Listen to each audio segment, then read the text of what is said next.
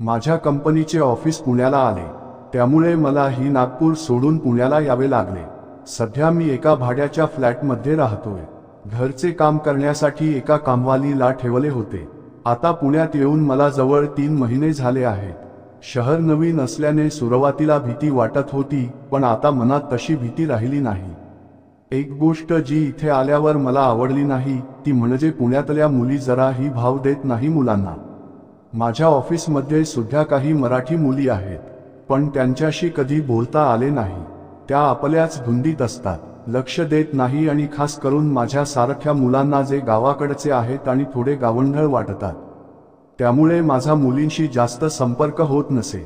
आता मुलगी मिळत नाही तर शेवटी काय, आपला हात जगन्नाथ, असे बहुतेक दिवस चालले। मग एकदा शनिवारी मी घरी असताना माझी कामवाली बाई आली। तिने घराची साफसफाई करायला सुरुवात केली। दुपारची वेळ होती, त्यामुळे मी आपल्या खोलीत बेडवर झोपून मोबाईलवर व्हिडिओ पाहत होतो। त्या कामवाल्या बाईचे नाव लक्ष्मी होते। मोकळ्या मनाच्या होत्या, वय 45 असेल, अंगाने जाडजूड होत्या। आमची बहुतेक वेळा वेगवेगळ्या गोष्टीवर गप्पा होत असे। ते काम करता करता माझ्याशी इथल्या तिथल्या गोष्टीवर बोलत असे।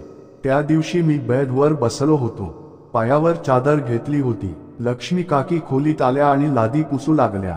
काम करता करता त्या माझ्याशी त्यांच्या घरातल्या गोष्टी सांगत होत्या। मी इथे मोबाईलला व्हिडिओ पाहत असताना टेलिग्रामवर जो ग्रुप मी जॉईन केला होता त्यात व्हिडिओ पाठवला होता। मी लक्ष्मी काकीशी बोलता बोलता तो व्हिडिओ सुरू केला। त्या व्हिडिओमध्ये एक साडी घातलेली बाई होती स्वयंपाक घरात काम करताना। अचानक मागून एक माणूस येतो आणि तिची साडी मागून वर करतो।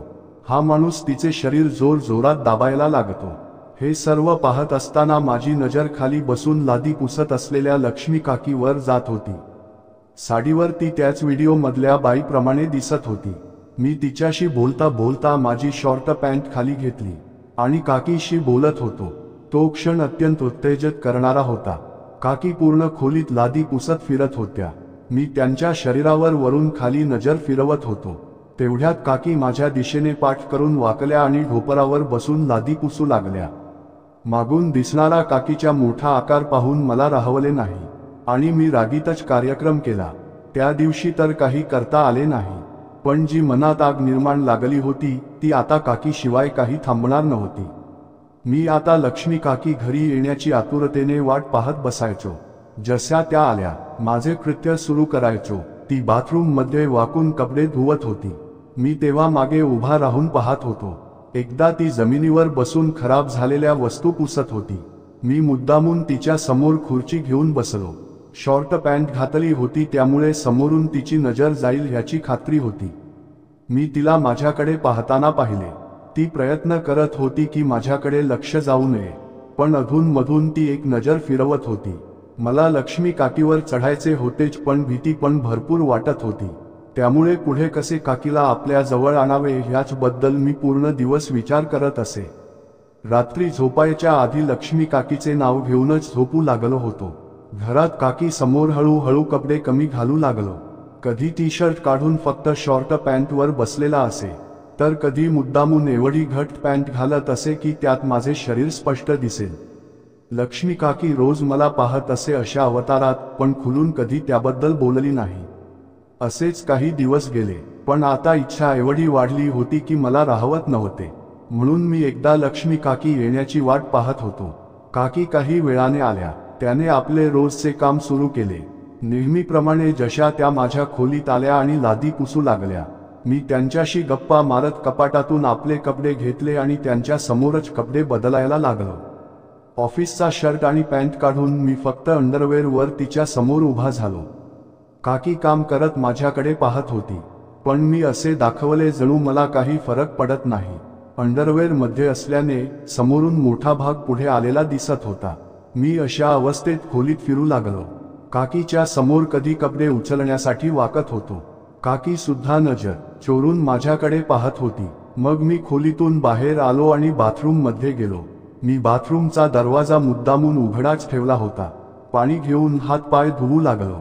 तेवढ्यात लक्ष्मी काकी आतल्या खोलीतून बाहेर आल्या। त्या मुद्दामून बाथरूमच्या बाहेरच खाली बसून लादी पुसू लागल्या आणि माझ्याकडे पाहत होती। मी नजर चोरून तिच्याकडे पाहत होतो। काही वेळ तर मी असेच हातपाय धुवायचे नाटक केले. काकीला पाहताना माझ्या अंगाची गरमी वाढू लागली.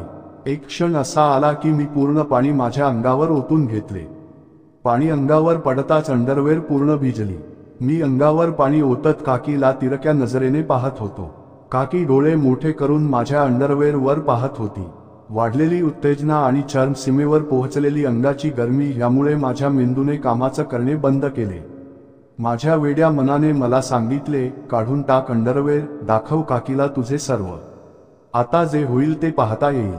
मी माझ्या मनाची गोष्ट ऐकली आणि सरळ खेचली भिजलेली अंडरवेअर खाली आणि पूर्ण नागडा उभा झालो.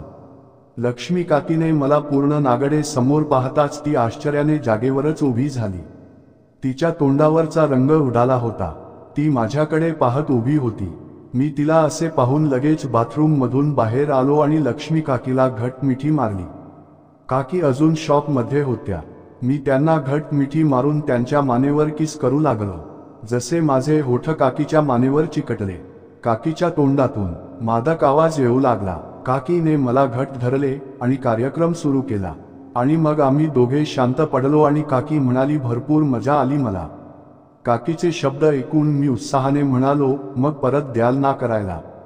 काकी ही हसून म्हणाली, हो नक्की. त्या दिवशी मला घरातच एक सुखाची गंगा मिळाली. आता बाहेर शोधायला जाण्याची जरूरत नव्हती. मी लक्ष्मी काकीला नंतर बहुतेक वेळा घरात धरले.